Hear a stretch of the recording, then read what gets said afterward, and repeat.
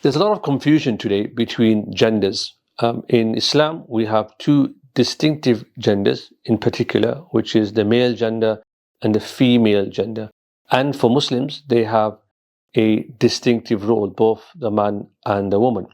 In the Quran, when we read it very, very carefully, and the practice of the Prophet, peace be upon him, we find some very, very interesting insights about men and women in the Quran. Right from the beginning, when we think of Adam and his wife Hawa alayhi salatu wasalam, God's peace and blessings be upon both of them, we learn important principles of the relationship between a man and a woman.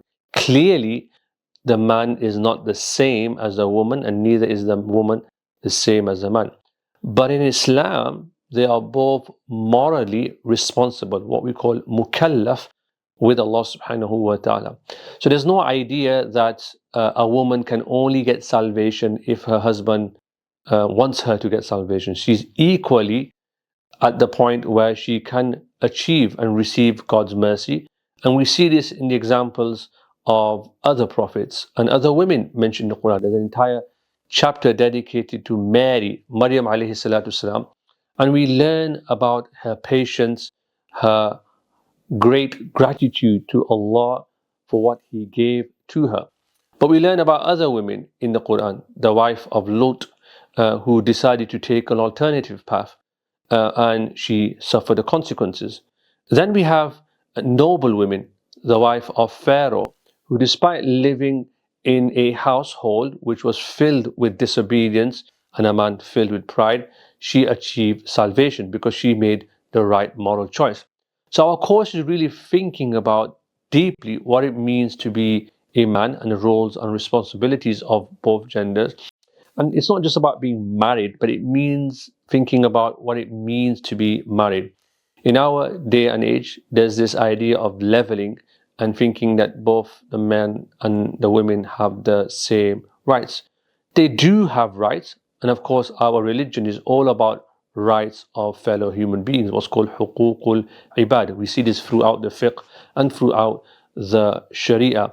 But it's also about loving and caring the other, taking care of people is also part of our tradition. It's not just about rights, it's about looking after other people. So in this course, we explore the spirituality of the male and the female, and we explore stories around the Prophet Yusuf, for example, and how he interacted with the wife, for example, of Aziz, and how he interacted and spoke with the women in the Quran. So we'll look at this in the Quran, but we'll also look at this in the context of the life of the Prophet, peace be upon him, his wife Khadija, and all the wives that he had, and what we call the mothers of the believers, what we can learn from them. So we're going to give you a whole host of guidance, direction, try to clear some of the confusion that often comes about when genders aren't quite understood.